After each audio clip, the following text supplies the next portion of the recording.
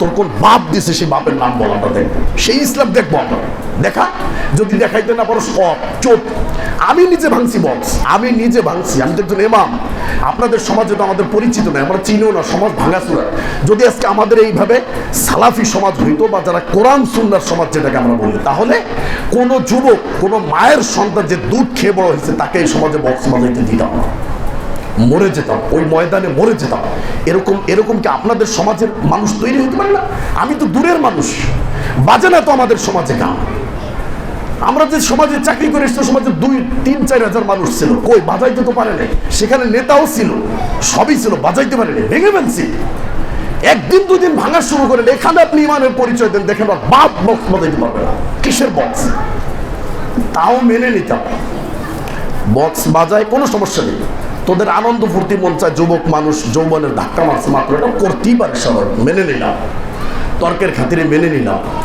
কিন্তু সেই বক্সটা যদি কোনো একেবারে নির্জন এলাকায়, ক্ষেতের ভিতর, যেমন কবরের ভিতর মানুষকে একেবারে নির্জনে রাখা, তোরাও যদি ওইরকম একটা কবরস্থান দেখে বা নির্জন জায়গায় যেখানে পৃথিবীর কেউ যেতে পারবে না, এরকম একটা জায়গায় গিয়ে তোরা যুবকরা সুন্দর করে একটা আয়োজন করতি, মাতামাতি করতি, মেয়ে নিয়ে এসে নষ্টি ফষ্টি যা মন চায় তাই করতি, তাহলে কোনো দুঃখ ছিল না। কিন্তু দুঃখ লাগে তখন যখন দেখি ওই নাচ গানের অনুষ্ঠানে 2-3 বছরের বাচ্চা মেয়েরা পর্যন্ত দাঁড়িয়ে নাচ গান শোনে, আর যেই মেয়েটা নাচে তার বুকের ভিতর কাপড়ও নাই। তো যেই সমাজের বুড়া, যেই সমাজের কিশোর, যেই সমাজের যুবক যারা নেতৃত্ব দেয়, তারা যদি ভবিষ্যৎ প্রজন্মকে এই ধরনের ল্যাংটা মেয়েদের নাচ দেখায় আর বক্স গানের আয়োজন করে, তাহলে ভবিষ্যৎ প্রজন্ম খুব আল্লাহর ওলি তৈরি হবে, তাই না? মা বাবা নাচ গান দেখতেছে একসাথে, আর তার ছেলে মেয়েকে সাথে করে নিয়ে দেখতেছে, নাউজুবিল্লাহ আসতে বলেন।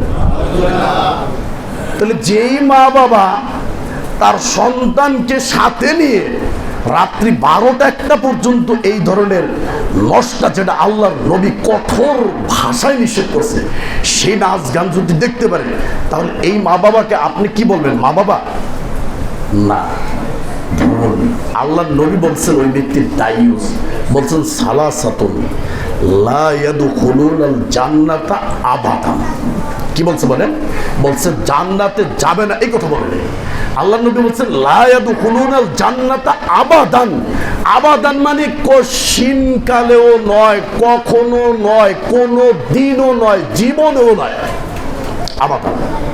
এর 1 নম্বরে রাখছে আদায়ুস। আদায়ুসকে যেই বাবা আর যেই মায়ের সামনে তার মেয়ে, বা যেই ভাইয়ের সামনে তার বোন, বা যেই স্বামীর সামনে তার স্ত্রী বেপর্দা বেহায়াপনা হয়ে চলে নাচ গানের অনুষ্ঠানে যায়, আর তার মা, তার স্বামীর ভালো লাগে, তার ভাইয়ের নাকি ভালো লাগে, আর তার বাবার নাকি তার ওই ড্যান্স দেখতে মন চায়, এইটা হচ্ছে দায়ুস। আল্লাহর নবী বলছেন কোশ্চিন কালেও যাবে না। আর একটা হাদিস না, আল্লাহর নবী বলছেন সালাসাতুন কদ হারামাহুমুল্লাহু আলাইহিমুল জান্নাহ। 3 ব্যক্তির জন্য আমি জান্নাতকে হারাম করে দিয়েছি।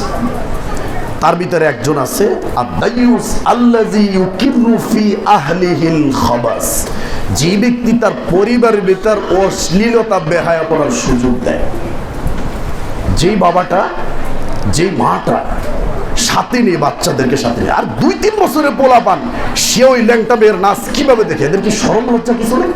আর আত্মমর্যাদা, গায়রত বলতে তো একটা জিনিস আছে। তোরা দেখবি, দেখ, তোদের মন চাইছে, তোদের এত যৌবনের ধাক্কা মারছে, তোরা যে ফাঁকা জায়গা দেখ, সেখানে নারীরা কেন থাকবে? আজকে নারীদেরকে মসজিদে আনেন, মসজিদে আনা নিষেধ। ইসলাম, এই যে আপনি এখন আধা ঘন্টা খুতবা শুনবেন, সত্যি কথা বলবেন, এইখানে কোনোদিন জুমার পরে যাওয়ার পরে স্ত্রীকে, বিবিকে বলছেন রহিমা এদিকে আসো, আজকে এই খুতবা শুনছি, শোনাইছেন এখানে? সত্যি কথা বলেন, হাত জাগান, পুরস্কার দিন। কেউ বলছেন? তা ইসলাম শুধু আপনার জন্য? ইসলাম শুধু আমাদের জন্য?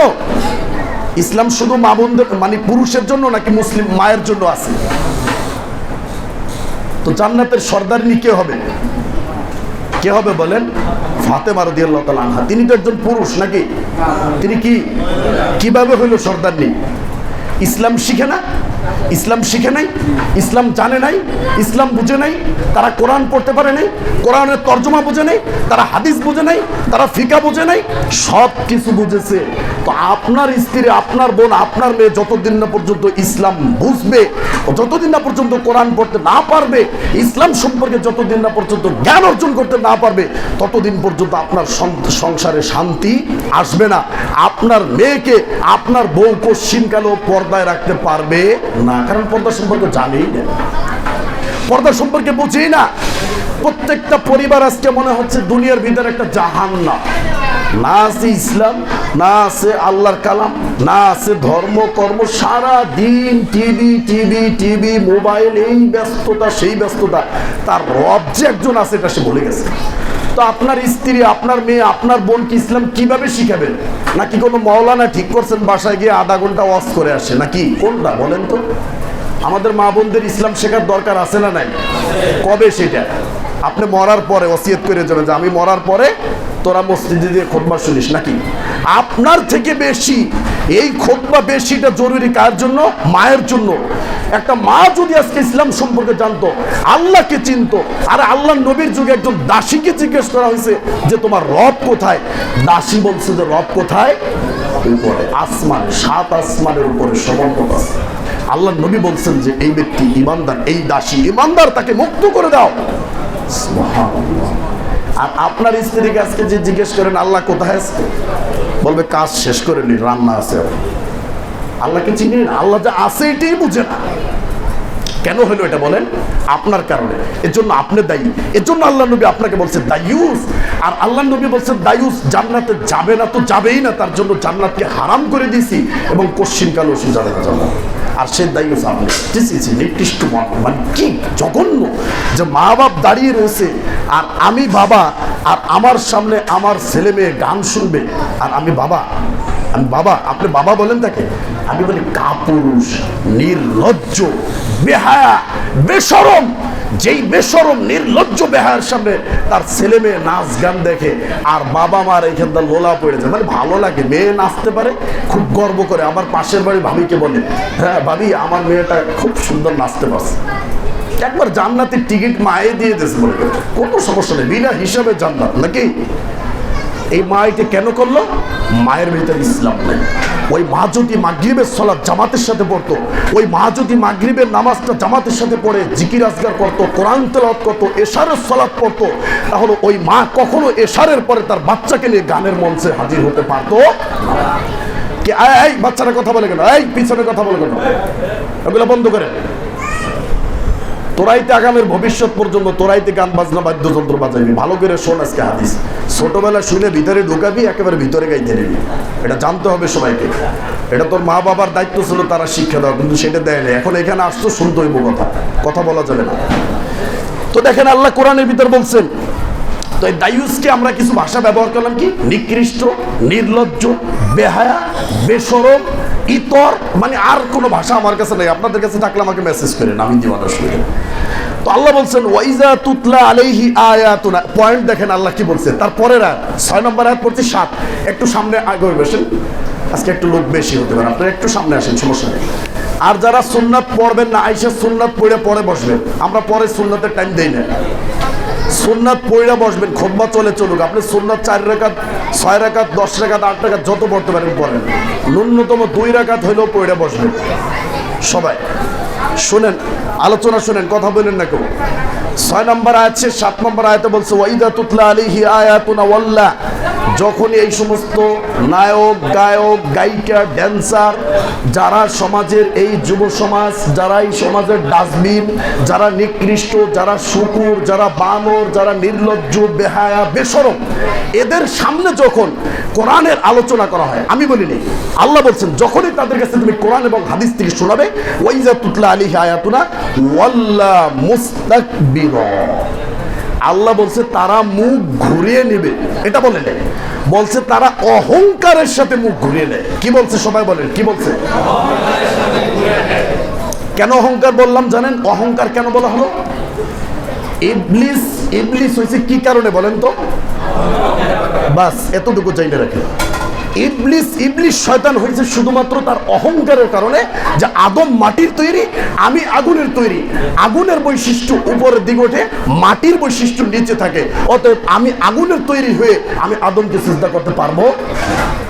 আবা ওয়াস্তাকবারা, অস্বীকার করলো, তারপরে কি করলো? অহংকার করলো। ওয়াকানা মিনাল কাফিরিন, তাই সে কাফের হয়েছে, তাই সে ইবলিস হয়েছে, তাই সে জান্নাত থেকে বিতাড়িত করে আল্লাহ জমিনের বুকে পাঠিয়ে দিয়েছে। তুই কিয়ামত পর্যন্ত তোর বিশাল একটা সার্টিফিকেট, টাইটেল আমি দিয়ে দিছি, সেটার নাম কি?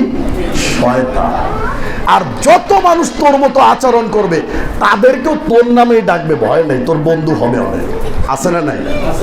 সমাজে শয়তানের বন্ধু আছে না? তা নইলে একজনে শয়তানি করলো, এই শয়তানি মতো করিস, তুই শয়তান কেন বলে? ওই যে আল্লাহ বলে দিচ্ছে, তোর বন্ধু পাবি, শুনতে চিন্তা করিস না। তো যখন এদেরকে কোরআন হাদিসের আলোচনা শোনাবেন, ওয়াল্লাহ মুস্তাকবির, অহংকার করে ফিরে যাবে, মানে মানতে চাইবে না। সে বলবে এগুলো তো কিছু হবে না, কিছু হয় না তো, কত মানুষ তো বাজায়, তাদের তো কিছু হয় না তো, হয় না তো, কিছু সমস্যা নেই। ভূমিকম্পতে যে হয়েছিল সবাইকে নিয়ে যদি ডাইবে যেত তাহলে তো হইতো অনেক কিছু। ও তো বুঝে না যে এই ভূমিকম্পটা কার কারণে। সম্মানিত উপস্থিতি, এরপরের যে বাক্যটা বলছে কোরআন, কাআল্লাম ইয়াসমাহা, মনে হয় যে সে কোরআনের আয়াত শুনেই নেই। কে বলছে বলেন? আল্লাহ। মানে আপনি ওদের চরিত্রটা একটু মিলিয়ে নেন কোরআন হাদিস। আল্লাহ যে কোরআনে বললো, আসলে এটি কি আল্লাহ এমনিই বললো নাকি এটা এমনি মিথ্যা বললো? কোনটা? নাউজুবিল্লাহ। তো আল্লাহ যেভাবে বলছে আসলে কি ওদের চরিত্রটা এভাবে নয়? যখনই ওদেরকে কোরআন হাদিস থেকে বুঝাইবেন, মানে এরা কেমন যেন বুঝতে চায়, এটা কেমন সম্ভব? নাচ দেখবো, গান শুনবো, এটা তো ভালো জিনিস, এটা অসুবিধে কি? আর এটার কারণে তো কোনো ক্ষতি হয় না। তো বলেন যে শুকুর আর বানরের চেহারা হয়ে যাবে, কই হয় নাই তো, এটা কারো তো হয় নাই, এখন হয় নাই, ঠিক আছে। তো তোর চরিত্র যদি ভালো মানুষের হইতো তাহলে তুই এই শুকুর আর বানরের মতো কাজটা তুই কর। তুই যে এটা আনছোস, বাজাইছোস, এইটাই তুই তোর পরিচয়, তুই শুকুর আর বানরের থেকে নিকৃষ্ট, ঠিক কিনা বল? আর কি পরিচয় চাস তুই? আমি যদি ওই বক্স আর গান আর ওই ধরনের নর্তকী আমাকে যদি পৃথিবী দিয়ে দেন, আমি আনতে পারবো? পারবো না, কারণ আমি ওই এলএম শিখছি। এটা আল্লাহ আমাকে দিয়ে আনাবে না। তুই যে আনছোস বেটা, তোর এটাই তো পরিচয়, তুই শুকুর আর বানরের চেয়ে তুই নিকৃষ্ট, তোর চরিত্র শুকুরের চেয়ে নিকৃষ্ট। বানরদের সমাজের সবাইকে কষ্ট দিয়ে তুই বক্স আর গান বাজাস, এত বড় সাহস কোথায় পেয়েছিস? হ্যাঁ, তুই পারবি। আল্লাহ কোরআনে ওইটা বলছে না? কোরআনের সেই আর রহমানের আয়াতটা মনে নেই? ইয়া মাশারাল জিন্নি ওয়াল ইনসি ইনিস্তাতাতুম আন তানফুযু মিন আকতারিস সামাওয়াতি ওয়াল আরদ ফানফুযু লা তানফুযুনা ইল্লা বিসুলতান। বলছে তুই গান শোন, কোনো সমস্যা নেই, নামাজ পড়বি না, সমস্যা নেই, রোজা রাখবি না, সমস্যা নেই, তোর কিচ্ছু করতে হবে না, পায়জামা লুঙ্গির টাকনার নিচে পড়, তোর দাড়ি রাখতে হবে না, তবে শর্ত একটা, আমি যে পৃথিবীটা বানাইছি পৃথিবীর বাহিরে যেতে হবে। আর সেইটাও তুই পারবি না আমার তৌফিক ছাড়া, আমার শক্তি ছাড়া। পৃথিবীর বাহিরে যদি চলে যাস, আমি যে পৃথিবী বানাইছি এটার বাহিরে গেলে তুই সেখানে নিয়ে নাচ গান, নর্তকী মাইয়া নিয়ে নাচা নাচি, কোলাকুলি, মাতামাতি, মাখামাখি, যা মন চায় কর। কিন্তু আমার জমিনে থেকে আমার অক্সিজেন ভোগ করে আমার আলো বাতাস নিয়ে তুমি আমার সাথে বেইমানি করবে, এটা আমি সহ্য করবো না। তুই যখন করবি, তোকে যারা বাধা দিবে না, আমি যখন শাস্তি দেব তাদেরকে সহ দেব শাস্তি। কেন সে বাধা দিল?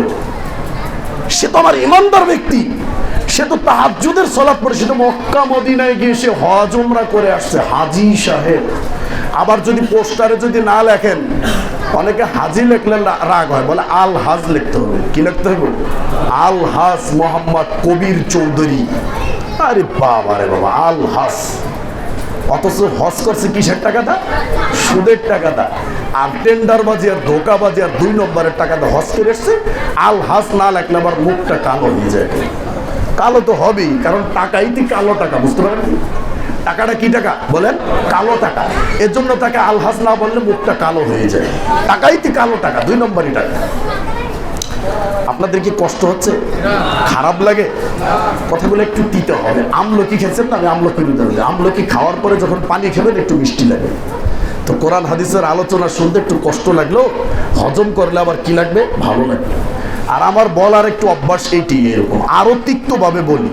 এটা আপনারা আস্তে আস্তে বুঝতে পারবেন যে আরো কতটা তিক্তভাবে বলা যায় কোরআন হাদিস। এটা আরো শুনলে বুঝতে পারবেন। আমি এখানে নতুন তো মাত্র, এর জন্য অতটা বলতে পারি না, কাউকে এখনো চিনি না। আর যখন সবার নাম ধরে চিনবো, আমাকে আবুল, আমাকে কাবুল, আমাকে সালাম, আমাকে জামাল, তখন আবার সব ঠিক হবে, বুঝতে পারছেন? এখন কাউকে অতভাবে চিনি না, এই জন্য নতুন আপনাদের সাথে পরিচয় হচ্ছে আস্তে আস্তে। কিন্তু এর থেকেও কড়া ভাষা আছে, অসুবিধা নেই, যেটা আপনারা নিতে পারবেন না বলছি। আর আমি চাই যে আপনার ভিতরে একটু লাগুক, নিতে পারেন না এটাই আমি চাই, তাহলে আপনার ভিতরে কি আসবে? পরিবর্তন আসবে। আর আমি চাই আপনার পরিবর্তন। আমি আপনার শত্রু না, আপনার বন্ধু, আপনার দিনই ভাই। আমি আগেই বলছি আমার কোনো ক্ষমতা নেই, আমার কোনো শক্তি নেই, আমার কোনো দল নেই, আমার কোনো বল নেই, আমার কোনো টাকা নেই, পয়সা নেই। আমি একজন গরিব, অসহায়, একজন এতিম মিসকিন মানুষ, কিন্তু আমি ইসলামের ক্ষেত্রে চুল পরিমাণ ছাড় দিতে পারবো, এটা সম্ভব। তো বলছে যে কাল্লাম ইসমাহা, তারা মনে হয় যে শুনেই নাই। কে বলছে বলেন? সবাই জোরে বলেন, কে বলছে? আরো জোরে বলেন, কে বলছে? আমরা একটু শয়তানটা ধাওয়াই দিই, লিল্লাহে তাকবীর বললে আপনারা বলবেন কি? আল্লাহু আকবার, তাহলে শয়তান দূর হয়ে যাবে। সবাই লিল্লাহে তাকবীর। মাশাআল্লাহ, আপনারা আছেন আমার সাথে, বুঝতে পারলাম, ভালো লাগলো। তো আল্লাহ বলছে যে কাআন্না ফি উযুনাইহি ওয়াকরা, আরে তুমি যে তাকে কোরআন হাদিস দিয়ে বোঝাচ্ছ, সে যে শুনতেছে না বা সে যে নিতে পারছে না, কারণ কি জানো? তার কানের ভিতর আমি তো একটা তুলা ঢুকাই দিছি। কে ঢুকাই দিয়েছে এটা? আল্লাহ বলছেন যে সে কোরআন হাদিসের কথা নিতে পারবে না। এইখানে এসে খুতবা দে, একবারে চুপ। তো বলছে যে আমার এই কোরআন হাদিস নিতে পারবে না, কারণ ওর কানের ভিতর তুলা ঠাইসে দিয়েছে কে? আল্লাহ। আমি যদি তুলা দিতাম তাহলে আপনি কটন বার দিয়ে একটু পরে ফেলাই দিতেন, চলে যেত শেষ। কিন্তু তুলাটা কে দিয়েছে? আল্লাহ ভিতরে ঠাই দিয়েছে। যে এই তুলা যদি সরাইতে হয়, তাহলে আল্লাহর সামনে নত হয়ে, আল্লাহকে খুশি করে, আল্লাহকে রাজি করে, তারপরে আল্লাহ আপনাকে এমন ভাবে সরিয়ে দেবে আপনি কল্পনাও করতে পারবেন না। কিন্তু আল্লাহর নাফরমানি করে, আল্লাহকে অসম্মান করে, আল্লাহকে আল্লাহ বলে না মেনে, আপনার তুলা আরো আস্তে আস্তে কি হবে? মোটা হবে, ভারী হবে, আর কিছুদিন পরে কবরের ভিতর ঢুকে যাবে। কবরের ভিতর ঢুকবে। আরে কবরের ভিতর ঢুকে তারপরে বিড়ি খেয়ে অনেকে। আচ্ছা, বিড়ি খাওয়ার কোনো হাদিস আপনারা পাইছেন? বা যদি কোনো ইসলামে যারা বিড়ি খান তারা যদি কোনো হাদিস পান বা কোরআন পান, আমাদেরকে একটু জানাইতে পারেন। আপনারা খান, আমরাও যদি শীতের দিন দুই একটা খাই, একটু শরীরটা গরম হবে না? কথা বলেন। যারা বিড়ি খান শুধু আপনারাই খাইবেন, আর যারা খায় না এরা কি পাপ করলো বলে? কি এমন অপরাধ আমরা করলাম? আপনিও মুসলিম, আমিও মুসলিম, আপনিও যে ইসলাম মুসলিমের ঘরে জন্ম, আমারও সেই ঘরে জন্ম। আপনার বাবার নাম আব্দুল্লাহ, আমার বাবার নাম আব্দুল্লাহ। আব্দুল্লাহ মানে আল্লাহর বান্দা, সবাই আল্লাহর বান্দা, বুঝতে পারছেন? তো আপনি বিড়ি সিগারেট খান প্রতিদিন, আর আমার টাকাটা পকেটে থেকে যায়, দোকানদার ভাই কষ্ট পায় না একটু? তো আমরাও খাবো যদি কোরআন হাদিস পান ইনশাআল্লাহ। জুমায় খুতবার ওঠার আগে একটা খাইয়ে নিলাম, তাই না? শরীরটা একটু গরম হইলো, আর একটু ভালো লাগবে। রাগ করলেন আপনারা? তাহলে তারা যারা খায় এরা কি হাদিস দিয়ে খায়? কারণ মুসলিমের প্রত্যেকটা কাজ হবে কোরআন সুন্নাহ দিয়ে প্রমাণ করে তাকে খেতে হবে। আমি শুকুরের গোশত খাই না, কেন খাই না? কোরআন বলছে যে খাওয়া যাবে না, এই জন্য আমি খাই না। আমি গরুর গোশত খাই, কেন খাই? কোরআন বলছে যে খায়, কোরআন খেতে বলছে, কোরআন হালাল করছে, এই জন্য আমাকে খেতে হবে। আবার ওই গরুটা যখন মারা যাবে তারপরে জবাই করবেন, সেটা খাওয়া যাবে না, কারণ কোরআন মৃত্যুকে হারাম করে দিয়েছে। তাহলে তো আমি সিগারেট খাবো, একটা দলিল লাগবে না?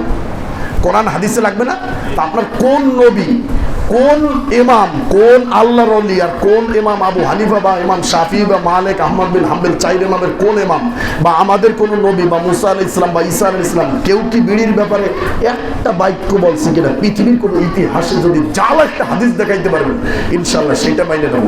সহিহ বলি নেই, কিন্তু জাল, দুর্বল হাদিস, যার কোনো কি নেই, পিলার নেই, এরকম পিলার ছাড়া একটা হাদিস যদি দেখাইতে পারেন বিড়ি খাওয়ার, তাহলে আমরাও বিড়ি খাবো এবং সবাইকে খাওয়ার জন্য উদ্বুদ্ধ করব। আর যদি কোরআন হাদিসে না থাকে, মুহাম্মদ সাল্লাল্লাহু আলাইহি সাল্লামের ধর্মে যদি না থাকে, যদি আপনার নবী যদি না বলে থাকে, আপনার ইসলাম যদি এই ব্যাপারে নির্দেশনা না নিয়ে থাকে, তাহলে এই গালে বিড়ি নিতে পারবেন না। যদি বিড়ি খান তাহলে আপনাকে গু খাইতে হইব, কারণ বিড়ি খেলে গাল থেকে গন্ধ আসে, গু খাইলে গন্ধ আসে। গু খান না কেন? বিড়ি খাওয়া হারাম, গু খাওয়া হালাল। হ্যাঁ, গু খাওয়া তো হারাম, তো বিড়িটা খাইতে পারেন। যে বিড়ি খেলে ফেরেশতা পর্যন্ত আপনার কাছ থেকে সরে যায়, যে বিড়ি করে যায়, ওর পুরো বডিটা বিড়ি হয়ে গেছে। ওর পাশায় লুঙ্গিতে যদি গ্যাস দিয়ে ধরাই দেন, পুরো বডিটা পুড়ে দেবে, কারণ পুরো শরীরটা 40 বছর বিড়ি খেয়ে বানাইছে। ওর পুরো রক্ত মাংস বিড়ির গন্ধ করে। ও যখন হাগে গুড় থেকে বিড়ির গন্ধ, আপনি একজন বিড়িখোর পায়খানা করলে আপনি কি বলতে পারবেন যে এটা বিড়িখোর পায়খানা বেরিয়েছে? বিশ্বাস হয় আপনাদের? যে বিড়িখোর যেই চায়ের কাপে চা খায়, ওই চা দিয়ে আর ওই কাপে আর বিড়ি দ্বিতীয়বার চা খাওয়া যায় না, বুঝতেই পারা যায় যে বিড়িখোর বেরিয়ে গেছে। বিড়িখোরদেরকে আর থেকে বেশি আর বড় লাগে? মাশাআল্লাহ, আমাদের যারা সম্মানিত বিড়িখোর ভাইরা আছেন, সিগারেটখোর ভাইরা, অতি সম্মানের সাথে আপনার এই জিনিসটা খুব দ্রুত এটা বর্জন করবেন আশা করি আপনার। আর যদি আপনি খান তাহলে বুঝবো আপনার কাছে একটা ইসলাম আছে, যে কোনো একটা দলিল আছে, এই জন্য আপনি খাচ্ছেন। সেই দলিলটা আজকেও যদি না দেখাইতে পারেন, বিচারের মাঠে আপনাকে দেখাইতে হবে। বিচারের মাঠে রবের সামনে দাঁড়িয়ে দেখাইতে হবে, এই বলা পান কথা বলবা না। তো দেখেন আল্লাহ বলছেন ফাবাশশিরহু বিআযাবিন আলীম, এদেরকে যন্ত্রণাদায়ক শাস্তির ঘোষণা দাও। এরপর আল্লাহ সুবহানাহু ওয়া তাআলা সূরা নূর 24 নম্বর সূরা 19 নম্বর আয়াত পড়বেন আপনি। ইন্নাল্লাযীনা ইউহিব্বুনা আন তাশিয়াল ফাহিশা ফিল্লাযীনা আমানু, যারা মুমিনদের ভিতর অশ্লীলতা ছড়িয়ে পড়ুক এটা যারা কামনা করে, যারা চায়, কাদের ভিতর? মুসলিমের ভিতর। আপনাদের এই পাড়ার ভিতর কোনো হিন্দু আছে?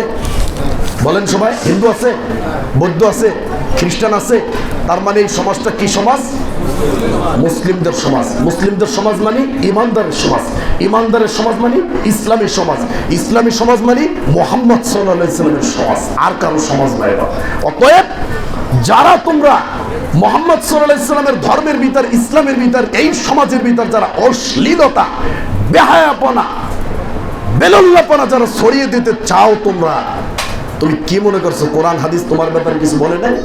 হ্যাঁ, তুমি কোন বাবুর বেটাতে তুমি এরকম মন মতো চলবে আর কোরআন হাদিস কিছু বলে নাই? কোরআন হাদিস অবশ্যই বলছে, সেটা তুমি শুনে রাখো। কি বলছে আল্লাহ? বলছে লাহুম আযাবুন আলীমুন ফিদ দুনিয়া। আমার দিকে তাকান, মোবাইলের দিকে তাকান, তাদের জন্য শাস্তি কি? দুনিয়ার জমিনে তাদের জন্য কঠোর শাস্তির ব্যবস্থা করছে আমি আল্লাহ। তুমি দেখতে পারবে তোমাকে কিভাবে আমি শাস্তি দিই। তুমি বুঝতে পারো না? সবার মেয়েকে বিয়ে দিয়েছে, সুন্দরভাবে থাকে, আর তোমার মেয়ের 3 বার বিবাহ হয়, তারপর তোমার হুঁশ হয় না? তোমার মেয়ে আর একজনের সাথে লাইন করে বের হয়ে যায়। সমাজে তোমাকে আগে যেই মানুষ চেয়ার দিত, এখন তোমাকে ইটও দেয় না বসতে, তোমার হুঁশ হয় না? হুঁশ হয় না? আগে যেই মানুষ তুমি দোকানে গেলে চা খেতে দিত মানুষে, এখন তোমাকে পেশাব খেতে দিতে চায়, তুমি বুঝো না? তোমার হুঁশ হয় না? আল্লাহ শাস্তি কিভাবে দেবে? আল্লাহ নেমে আসবে? আল্লাহ আপনার ঘরে এসে নেমে আসবে? কিভাবে দেবে শাস্তি? আল্লাহ বলে শাস্তি কতভাবে দিচ্ছি। অন্য জনের ছেলে মেয়ে আলেম হচ্ছে, আপনার সে জালেম হচ্ছে, আপনি বুঝেন না? এটা আল্লাহর শাস্তি। অন্য জনের স্ত্রী মেয়ে পর্দায় থাকে, আর আপনার মেয়ে উলঙ্গ হয়ে রাস্তায় ঘোরাঘুরি করে, বুঝতে পারেন না কথা? আমাদের সমাজের চরিত্রটা এটাই হয়ে গেছে। আমাদের মা বোন যারা আছে তারা মসজিদ আসলে ফিতনা হয়ে যায়, আর মার্কেটে গেলে কি জায়েজ? কে বলছে? আল্লাহর নবী বলছেন লা তামনাউ ইমা আল্লাহ মাসাজিদুল্লাহ, আল্লাহর বান্দীদেরকে তোমরা মসজিদে যাওয়া থেকে নিষেধ করো না। হিসাব দিতে হবে। মা বোনটা ইসলাম কবে শিখবে? কিয়ামতের পরে।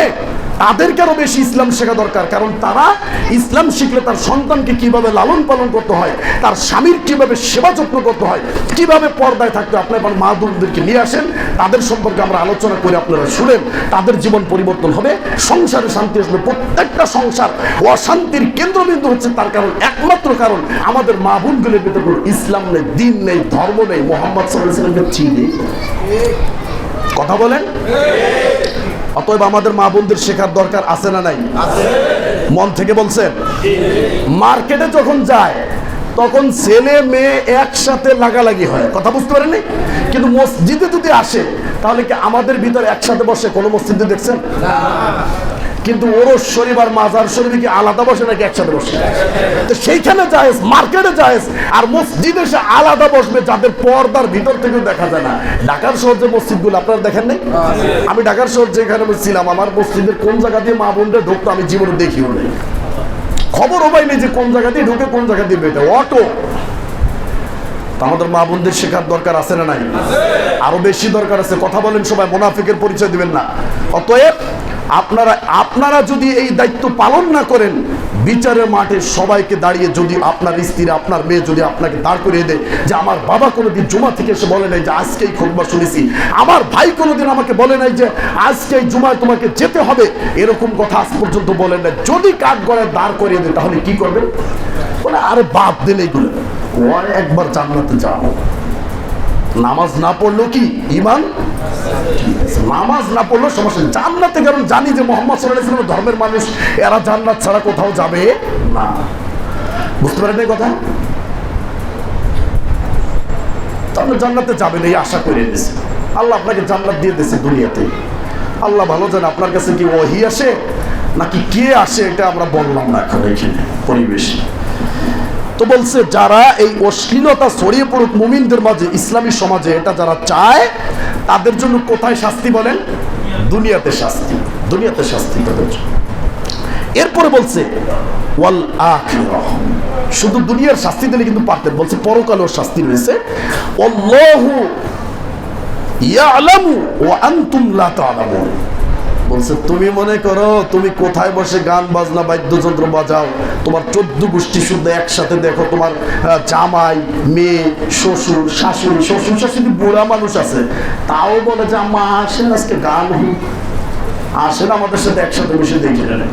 আর শালি তো আছি, কারণ ওই যে আমাদের দেশে একটা প্রবাদ বাক্য আছে যে এই ভাবি হলো মায়ের মতো। ভাবি কিসের মতো? মায়ের মতো। তাহলে ভাবি কিনে যে 2 দিন পরে বের হয়ে যায়, সে তোর মাকে নিয়ে বের হয়ে গেছে। নাউজুবিল্লাহ বল। ভাবি নাকি মায়ের মতো। আবার একটা স্লোগান আছে, কয় ভাবিতে বলে যে স্বামী আমার যেমন তেমন, দেবর আমার মনের মতো। বুঝতে পারেন না কথা? স্বামী আমার যেমন তেমন, দেবর আমার মনের মতো।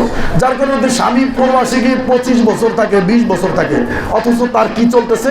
ডাউনলোড প্রতি বছরে চলতেছে, ছেলে হচ্ছে, বাচ্চা হচ্ছে, জমিতে ফসল ফলাতে ঠিক মতো হচ্ছে, কোনো সমস্যা নেই, সারও হয়, পানিও চাষ, সবকিছু হচ্ছে, কোনো সমস্যা নেই। তা স্বামীর আসার দরকার আছে?